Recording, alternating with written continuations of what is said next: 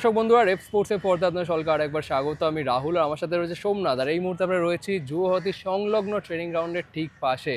দুটো ট্রেনিং গ্রাউন্ডেই দুটো দল প্র্যাকটিস করছে যারা কালকে ডুরান্ডের ওপেনিং ম্যাচে খেলতে নামবে। একদিকে ইস্ট বেঙ্গল, আরেকদিকে সাউথ ইউনাইটেড এফসি। আমরা অনেকেই বলবেন যে হ্যাঁ, ইস্ট বেঙ্গল তো এই ম্যাচে ক্লিয়ার ফেভারিট হয়ে যাচ্ছে, কিন্তু অস্কার বুজো কিন্তু তেমনটা একেবারে মানছেন না। কারণ আজকে প্র্যাকটিস শুরু করার আগে মিডিয়ার সাথে একটা ছোট্ট প্রেস কনফারেন্সে তিনি পরিষ্কার জানিয়ে দিয়েছেন যে হ্যাঁ, আমরা অন পেপার হয়তো ফেভারিট হতে পারি, কিন্তু আমাদের টিমটা কিন্তু এখনও ম্যাচ ফিটনেস কেউই কিন্তু গেইন করেনি। কারণ এক সপ্তাহ প্র্যাকটিস করে কেউই 90 মিনিট ম্যাচ খেলার জায়গায় নেই। তো সেখান থেকে পরিষ্কার যে কোচ চাইবেন যতটা রোটেট করে কালকের ম্যাচে খেলানো যায় সমস্ত প্লেয়ারদেরকে, সেটাই চাইবে।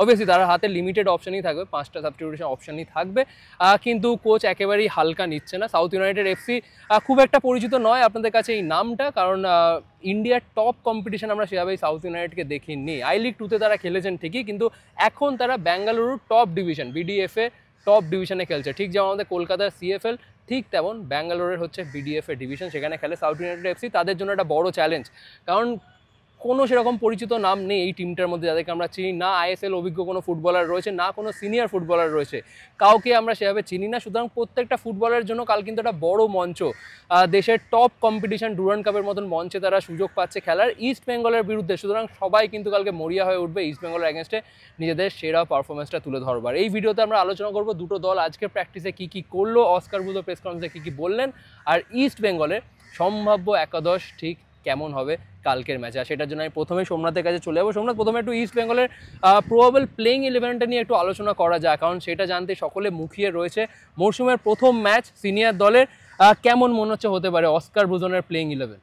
না, একদমই রাহুল দা, দর্শকদের একদম আমরা এখন যা দেখতে পাচ্ছি প্রাণ ভোমরা মোহাম্মদ রাশিদ কিন্তু কালকে স্টার্ট করতে পারে, তার ডেবিউ হতে পারে ইস্ট বেঙ্গল জার্সিতে। ইতিমধ্যেই প্র্যাকটিস দেখে যেটুকুনি বোঝা যাচ্ছে মোহাম্মদ রাশিদ কিন্তু মাঝ মাঠে স্টার্ট করতে পারে। অবভিয়াসলি অস্কার বুজন আমরা জানি যে অ্যাটাকিং মাইন্ডেড কোচ, খুব হাই লাইন ডিফেন্স খেলতে পছন্দ করে। সেই জন্য আমরা যেমন জানি যে রাজস্থান ইউনাইটেড থেকে মার্তিন রায়নাকে কিন্তু ইস্ট বেঙ্গল নিয়েছে, তিনিও হাইলাইন ডিফেন্স খেলতে খুব স্বাচ্ছন্দ্য। তিনি কিন্তু বল প্লেয়িং এবিলিটি তার খুবই ভালো। অ্যান্ড তার সাথে যদি বলি আনোয়ারও সেম জিনিসটাই কমপ্লিমেন্ট করে এর সাথে, মার্তান্ডের সাথে। পাশাপাশি আমি যদি কথা বলি যে মাঝ মাঠে অবশ্যই রাশিদের সাথে কিন্তু সাউল ক্রেসপো থাকতে পারে, এটা সম্পূর্ণই যা প্র্যাকটিস দেখে বোঝা যাচ্ছে সেটাই। পাশাপাশি যদি কথা বলি উইংয়ের দিকে কিন্তু মোটামুটি খুব একটা সার্টেনলি কিছু বলা যাচ্ছে না, কারণ চারটে উইঙ্গার ইস্ট বেঙ্গলের চারটে উইঙ্গারই কিন্তু যথেষ্ট ফর্মে আছে। বিষ্ণু হোক, এডমন্ড হোক, বিপিন হোক, নন্দা হোক, সবাই কিন্তু ভালো ফর্মে আছে। হতে পারে কোচ তাদেরকে ঘুরিয়ে অল্টারনেটলি খেলাতে পারে। রাহুলদা যেরকম বললো যে কেউ কিন্তু এখনও ম্যাচ ফিট নেই, যে আমরা জোহাতির মতো এত বড় একটা মাঠে 90 মিনিট খেলা কিন্তু খুবই টাফ একটা ব্যাপার। সেই অর্থে আমরা উইঙ্গার যাদেরকে একটু বেশি ওয়ার্কলোড নিতে হয়, আমরা হয়তো দেখতেও পারি যে তাদেরকে রোটেট করে খেলানো হচ্ছে। ইতিমধ্যেই যদি স্ট্রাইকারের কথা বলি তাহলে অবশ্যই ডিয়ামান্টাকোস স্টার্ট করতে পারে। পাশাপাশি আমরা আগের সিজনে যেটা দেখেছি ডেভিড ডিয়ামান্টাকোসকে রোটেট করে খেলানো হচ্ছে, কখনো ডেভিড আগে স্টার্ট করছে, কখনো দিমি আগে স্টার্ট করছে। হতে পারে যে ডিয়ামান্টাকোসকে আগে স্টার্ট দিয়ে তারপরে ডেভিডকে নামাতে পারে, বা আগের বছর ডুরান্ডে যেটা হয়েছিল আগে ডেভিডকে নামে পরে কিন্তু দিমিকেও নামাতে পারে, এরকমই মোটামুটি। আর আমি যদি লাস্টলি সাইড ব্যাকের কথা বলি, সাইড ব্যাকে অবশ্যই কিন্তু আমরা হয়তো দেখতে পারবো যে লাস্ট সিজনে যেরকম লালচুংনুঙ্গা লেফট ব্যাক আর মোহাম্মদ রাকিব রাইট ব্যাকে খেলছিল সেরকমই কিন্তু হতে পারে। তাছাড়াও লাকড়াকে মনে হয় না, আমরা মনে করি যে বেঞ্চেই দেখা যাবে লাকড়াকে, বাকি গোলে তো অবশ্যই প্রফসুকান গিলি স্টার্ট করবে। ওকে, গ্রেট ইনসাইট। সম্ভাব্য প্লেইং ইলেভেনটা সোমনাথ শেয়ার করলো আপনাদের সাথে। আজকে অস্কার বুজো, আমি যেটা বললাম, যেটা ছোট্ট প্রেস কনফারেন্স করেছে মিডিয়ার সাথে, সেখানেও কিন্তু তিনি কনফার্ম করেছেন যে আপাতত কালকের ম্যাচের জন্য Diamantakos, Rashid and Saul Crespo, এই তিনজন বিদেশিকে আপাতত রেজিস্টার করেছে ইস্টবেঙ্গল দল। কেভিন সিভেলে এবং আরেকজন যে ফরেনার ইস্টবেঙ্গলের মিগুয়েল ফেরেরা, তারা সবেমাত্র 2 দিন হয়েছে ইস্টবেঙ্গল ট্রেনিংয়ে যোগ দিয়েছেন, কিন্তু এখনও তাদেরকে রেজিস্টার করানো হয়নি। একটি ম্যাচের 48 ঘন্টা আগে রেজিস্টার করাতে হয় ডুরান্ড কাপে, এমনটাই কিন্তু রুলস অ্যান্ড রেগুলেশন টুর্নামেন্টে। আর সেই কারণেই কালকের ম্যাচে খুব সম্ভবত কোনো শেষ মুহূর্তে বড় অঘটন না ঘটলে ইস্টবেঙ্গলের স্কোয়াডে আমরা মিগুয়েল ফেরেরা, কেভিন সিভেলেকে দেখছি না। এই 3 বিদেশি নিয়েই কালকে কিন্তু ডুরান্ড কাপের ওপেনিং ম্যাচের স্কোয়াড কিন্তু ইস্ট বেঙ্গলের। আর অস্কার বুজনের প্ল্যানে কিন্তু এই 3জন বিদেশি থাকছে, Diamantakos, Sol Crespo and Miguel Ferreira. তার সাথে Miguel Ferreira, Diamantakos, Sol Crespo and হচ্ছে মোহাম্মদ রাশিদ অবশ্যই। আর এর সাথে অস্কার বুজো আরেকটা ইম্পর্টেন্ট কথা বলেছেন, সেটা হচ্ছে তার এই যে আইএসএল ঘিরে যে একটা অনিশ্চয়তা রয়েছে, সেটা কিন্তু একটা সাপে বর হলেও হতে পারে ইস্ট বেঙ্গলের জন্য। কারণ যেখানে বাকি আইএসএল এর ক্লাবগুলো এখনও প্রিসিজন শুরু করেনি, সেখানে ইস্ট বেঙ্গল কিন্তু অনেকটাই অ্যাক্টিভ, অনেকটা আগে থেকে তারা প্রিসিজন শুরু করছে, প্রাক মৌসুম শুরু করছে। আর ডুরান্ড কাপের মতন একটা তারা টুর্নামেন্ট খেলছে প্রিসিজন টুর্নামেন্ট হিসেবে। সুতরাং এইটাতে কিন্তু টিমের প্রস্তুতিতে কিন্তু অনেকটাই কিন্তু সাহায্য করবে, এমনটাই মনে করছেন অস্কার ব্রুজো। তারা ডুরান্ড কাপটা তারা ভালো মতন খেলতে চান, একেবারে স্ট্রং সাইড নিয়েই তারা ডুরান্ড কাপ খেলতে চায়। যেখানে অনেক টিম, অনেক আইএসএল টিম যেমন জামশেদপুর এফসি, পাঞ্জাব এফসি, তারা হয়তো ফুল স্ট্রেংথ টিম নিয়ে ডুরান্ড কাপে খেলবে না, কারণ এখনও তাদের অনেক বিদেশি সই করানো বাকি, বা অনেক বিদেশি সই করানো হয়ে গেল, তারা হয়তো ডুরান্ড কাপে তারা দেশে আসতে একটু কিছুদিন লাগবে ভিসা প্রবলেমের জন্য। কিন্তু ইস্ট বেঙ্গল যদি আমরা দেখি, ইস্ট বেঙ্গল কিন্তু পুরো ফুল স্ট্রেংথ টিম নিয়েই কিন্তু ডুরান্ড কাপে নামছে। তার ম্যানেজমেন্টের কিন্তু এবারের মোটিভ একটাই, একেবারে শুরু থেকে কিন্তু মাঠে নেমে পড়া। ডুরান্ড কাপটা প্রিসিজন হিসেবে দেখছে, আইএসএল এর প্রস্তুতি মঞ্চ হিসেবে কিন্তু দেখছে ইস্টবেঙ্গল, সে কথা কিন্তু অস্কার বুজো জানিয়ে দিলেন। কিন্তু কালকের ম্যাচে আমরা সৌভিক চক্রবর্তীকে পাচ্ছি না, তার কাফে ইঞ্জুরি রয়েছে, কাফ মাসেলে ইঞ্জুরি রয়েছে। কোচ যেটা বললেন যে তার আরও 5 দিন মতন লাগবে পুরোপুরি ফিট হতে। সুতরাং এর সাথে আরেকটু অ্যাড করলেন অস্কার বুজো যে হ্যাঁ, ইস্টবেঙ্গলের জন্য একেবারে শুরুর ম্যাচটা খেলতে হচ্ছে ইস্টবেঙ্গল, সেটাতে একটু হলেও ডিফিকাল্টিস হতে পারে টিমের জন্য, কারণ সবেমাত্র 1 সপ্তাহ ট্রেনিং করেছে টিমটা, পুরো ফিট নয় কেউই 90 মিনিট ম্যাচ খেলার মতন। সেখানে একটু ফিটনেসের প্রবলেম হলেও দেখা যেতে পারে 70 মিনিটের পর প্লেয়ারদেরকে। কিন্তু এটা বললেন যেটা অ্যাডভান্টেজ, সেটা হচ্ছে কালকের ম্যাচের পর একেবারে কিন্তু 6 আগস্ট ম্যাচ রয়েছে ইস্টবেঙ্গল, সুতরাং মাঝখানে কিন্তু অনেকটা সময় পেয়ে যাচ্ছে অস্কার ব্রুজো তার দলকে তৈরি করার জন্য। আর একটা যেটা ইন্টারেস্টিং সোমনাথ, সেটা আমি সোমনাথের কাছেই জানতে যাবো যে কালকের ম্যাচে ইস্ট বেঙ্গলের জার্সিতে এবার তো অনেক নতুন ফুটবলারকে সই করেছে, কার কার অভিষেক হবে বলে মনে হয় কালকে ইস্ট বেঙ্গলের জার্সিতে? একদমই রাহুলদা যেটা আগে বললো, অনেক এখন যে টিমটা আছে এখনও কেউই ম্যাচ ফিট নয়, রোটেট করে খেলানোর একটা প্রভূত সম্ভাবনা আছে সব প্লেয়ারদের। তাই কালকে কিন্তু আমরা মাল্টিপল ডেবিউ দেখতে পারি। মোহাম্মদ রাশিদের কথা আমরা বললাম, মার্তান রায়নার আমরা কথা বললাম, পাশাপাশি কিন্তু এডমন্ড, বিপিন এরাও কিন্তু ডেবিউ করতে পারে।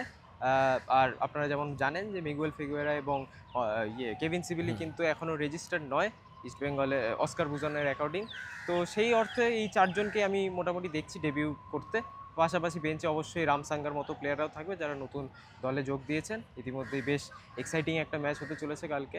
অনেক সমর্থকেরা তাদের নতুন প্লেয়ারদেরকে দেখতে পারবে, নতুন হিরোজদের দেখতে পারবে। তো সবাই আসুন মাঠে, পাশে যুব ভারতী কালকে ম্যাচ। এবং টিকিটের ব্যাপারটাও বলে দিই পাশাপাশি, আজকে কিন্তু যুব ভারতীতে লাস্ট টিকিট দেওয়া হয়ে গেছে, কালকে কিন্তু যুব ভারতীতে কোনো টিকিট আপনারা পাবেন না। যাদের অনলাইন রিডেমশন আছে এবং অফলাইন টিকিট কেনার আছে তারা সবাই কিন্তু ক্লাবে যেতে পারেন, ইস্টবেঙ্গল ক্লাবে। সকাল 11টা থেকে বিকেল 4টে অবধি টিকিট দেওয়া হবে, অনলাইন রিডেমশনও করা হবে, পাশাপাশি কিন্তু অফলাইন টিকিটও দেওয়া হবে। তো এটাই আর সম্প্রচারে যদি কথা বলি, অবশ্যই সোনি লিভের আপনারা সাবস্ক্রিপশন নিয়ে রাখবেন, সেখানে কিন্তু ম্যাচে সরাসরি লাইভ টেলিকাস্ট হবে। আর সোনি স্পোর্টস 2তে আমার সম্ভবত মনে হয় যে খেলা দেখাতে পারে, আমরা শিওর না, আমরা কমিউনিটি পোস্ট দিয়ে অবশ্যই সেটা জানিয়ে দেবো আপনাদেরকে আগাম। এটাই বলা রাহুল দা, ব্যাক টু ইউ। একদম, কালকে ম্যাচের আগে কিন্তু একটা জমজমাট একটা ওপেনিং সেরিমনি হচ্ছে, 4:30 এসে ওপেনিং সেরিমনি হবে। সুতরাং যারা ম্যাচ দেখতে আসবেন তারা 4:30 আগে স্টেডিয়ামে ঢুকে যান, যাতে ওপেনিং সেরিমনিটা আপনারা উপভোগ করতে পারেন, কারণ বিভিন্ন রকম কালচারাল অনুষ্ঠান থাকবে সেই ওপেনিং সেরিমনিটা, এমনটাই কিন্তু জানা যাচ্ছে আপাতত। আর যেটা সবথেকে বড় চমক, যেটা গত বছর হয়নি, আমাদের মাননীয় মুখ্যমন্ত্রী গত বছর ডুরান্ড কাপে আসতে পারেনি, তার কিছু কাজ ছিল, সরকারি কিছু কাজ থাকার কারণে, কিন্তু এইবার কিন্তু তিনি উপস্থিত থাকবেন ওপেনিং ম্যাচে। প্লেয়ারদের সাথে তিনি হ্যান্ডশেকও করবেন ম্যাচ শুরু হওয়ার আগে, তিনিই কিন্তু কিক অফ করাবেন। সুতরাং কালকে একটা বড় চমক থাকছে। আর ওপেনিং সেরিমনি বেশ কিছু চমক থাকছে, বিভিন্ন রকম কালচারাল অনুষ্ঠান থাকছে, এমনটাই কিন্তু জানা যাচ্ছে। কারণ সেই কারণে যেটা বললাম, যারা আসবেন খেলা দেখতে অবভিয়াসলি 4:30 আগে ঢুকে যাওয়ার চেষ্টা করুন, কারণ বেশ কিছু চমক থাকছে ওপেনিং সেরিমনিতে। Again back to the pre match discussion, South United নিয়ে একটু কথা বলতে হচ্ছে। আমার মনে কোথাও গিয়ে মনে হয় যে কালকের ম্যাচে আমি যেটা বক্স অফিসে যেটা দেখলাম, তেমন ভিড় নেই। ওপেনিং ম্যাচ, ইস্টবেঙ্গলের নতুন অনেক বিদেশি নতুন ফুটবলার রয়েছে, আমরা যেটা ভেবেছিলাম যে অনেক এক্সাইটমেন্ট রয়েছে ফ্যান্সদের মধ্যে, বাট অতটা হয়তো এক্সপেকটেশন নেই। তার কারণ অপোনেন্ট টিম যদি আর একটু স্ট্রং অপোনেন্ট হতো, তাহলে হয়তো আমার মনে হয় দর্শকদের মধ্যে ইন্টারেস্টটা হয়তো বাড়তো। কিন্তু যেহেতু সাউথ ইউনাইটেড, যেটা বললাম শুরুতেই, যে সেভাবে পরিচিত নয় এই নামটা, তো সেই কারণে ম্যাচের ইন্টারেস্টটা হয়তো একটু কমে গেছে ওপেনিং ম্যাচের তুলনায়। অতটা হয়তো আমরা কালকে যুব ভারতী ভরতে দেখবো না, বাট তাও আশা করা যায় 20 বা 30 হাজার দর্শক তো হবেই, কারণ সাথে অনেক ভিআইপি গেস্টও আসবে, আর্মিরও অনেক মেম্বাররা আসবে কালকে ম্যাচ দেখতে। তো আই থিঙ্ক পার্শিয়ালি যুব ভারতী ভর্তি হয়ে যাবে। আর এরপর আমরা একটু কথা বলে নেবো সাউথ ইউনাইটেড এফসি নিয়ে। সাউথ ইউনাইটেডে প্রথমে আমি বলেইছি যে সেরকম পরিচিত নাম নেই, কিন্তু এই টিমটার জন্য কিন্তু একটা বড় মঞ্চ এই ডুরান্ড কাপ। ইস্ট বেঙ্গলের প্রতিপক্ষ তাদের, সুতরাং একটা প্রমাণ করার মঞ্চ প্রত্যেকটা ফুটবলারদের জন্য। তারা কিন্তু একদমই কালকের ম্যাচটা নিজেদেরকে প্রমাণ করার চেষ্টা করবে এই ইস্ট বেঙ্গলের বিরুদ্ধে। বাট তাও আপনারা নিশ্চয়ই জানতে চাইবেন দলটাকে নিয়ে, তো আমি সেটার জন্য সোমনাথ থেকে যাবো। সোমনাথ, যদি দলটা নিয়ে কিছু ডিটেলস থাকে, কারণ উইকিপিডিয়া অনেক কিছু ঘেটে আমরা খুব একটা রিসার্চ পাইনি, তোমার কাছে যদি কিছু থাকে। একদমই সাউথ ইউনাইটেড নিয়ে যদি আলাদা করে বলতে হয় তাহলে আমরা সবাই জানি, একটা ব্রিফ জিনিস বলছি। সাউথ ইউনাইটেড আপনারা জানেন যে ব্যাঙ্গালোর বেস্ট একটা একাডেমি, সেখানে মূলত যারা বেস্ট একাডেমি গ্র্যাজুয়েটস আছে তাদেরই মূলত একটা টিম। তো সেরকম অবশ্যই ইস্টবেঙ্গল ক্লাবের এগেনস্ট, একটা প্রফেশনাল টিমের এগেনস্টে অবশ্যই ফার্স্ট ম্যাচ কিন্তু একটু টাফ হবে। আর আমরা জানি যে এরকম টিম কিন্তু সাধারণত কাউন্টার অ্যাটাকিং ফুটবলে ফোকাস করে। আমরা দেখতেও পাচ্ছি যে লং বল স্ট্র্যাটেজি কিন্তু তারা অ্যাপ্লাই করছে। বা দুটো যদি উইংয়ের কথা বলি, বা লেফট উইং বা রাইট উইং দুটো আমি কালকে দেখছিলাম একটা প্লেয়ার 11 নাম্বার জার্সি তালিব বলে একজন প্লেয়ার, তিনি কিন্তু খুব ভালো খেলছিলেন। অবশ্যই একটা থ্রেট হতে পারে ইস্ট বেঙ্গলের জন্য। মোস্ট প্রবাবলি সেই দিকটা রাকিব খেলতে পারে বা লালও খেলতে পারে, সেটা নিয়ে অবভিয়াসলি কোনো কনফার্মেশন নেই। বাট হ্যাঁ, তালিবের দিকে অবশ্যই নজর রাখবেন। 11 নাম্বার জার্সি আরেকবার বলে দিলাম। তাছাড়া কিন্তু অ্যাজ সাচ আলাদা করে কিছু নেই। ইয়াং প্লেয়ার এরা, যথেষ্ট ফুর্তি আছে এদের মধ্যে, এবং কালকে কিন্তু পেসেই এদেরা ইস্ট বেঙ্গলকে বিট করবে এমনটাই বলা যেতে পারে। অবশ্যই আমরা কোনো প্লেয়ার সেভাবে আমাদের জন্য পরিচিত নয়, বাট এমনটা হতেই পারে যে কালকেই হয়তো কোনো একটা ফুটবলার নজর কাড়লো এবং কালকের ম্যাচে সেই হেডলাইন হয়ে গেল নিউজ পেপারে। এমনটা হতেই পারে, ইস্টবেঙ্গলের বিরুদ্ধে তাদের ম্যাচ একটা বড় মঞ্চ, সেটা দেখতেই আমরা মুখিয়ে থাকবো যে কোনো ফুটবলার নজর কাড়লো কি না সাউথ ইউনাইটেড এফসির হয়ে। তো এই ভিডিওটা এতটা পর্যন্তই, কালকের ম্যাচ নিয়ে সমস্ত ডিটেলস আপনাদের সাথে শেয়ার করলাম। যদি ভালো লেগে থাকে অবভিয়াসলি লাইক, শেয়ার এবং সাবস্ক্রাইব করুন। এখানেই শেষ করবো ভিডিওটা, বাট ভিডিওটা শেষ করবার আগে চলুন একবার শুনে নেবো আজকে ট্রেনিং শুরু হওয়ার আগে কালকের ম্যাচ নিয়ে কি বললেন east Bengal head coach Oscar Bruzon. Right, so yes, this is the beginning of the season. We are just trying to match the fitness level of everybody. Bino started with the local players about a week back, but it's true that in the last 2 days we are receiving foreigners and some of the local players. So right now we are trying to understand what is the fitness moment of everybody, because this tournament doesn't allow mistakes.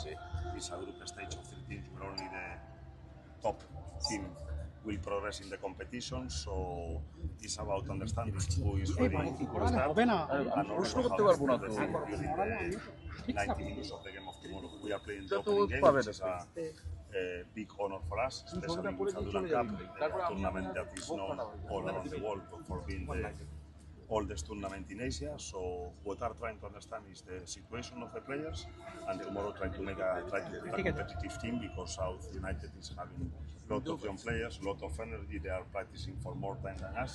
So of course we need to show on the pitch the difference in the level of both teams, and for doing that we have to play at our best.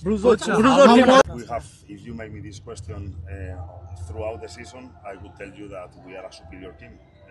Right now, this is only on paper, because we don't have enough preparation. Some players are only practicing with us for 2 days when they were having a break of 2 months. So what I don't want is that the energy level of South United can make the things more tight for us. So we are being very aware of using players with good energy tomorrow, and try to put on the pitch the difference that is supposed to be on paper.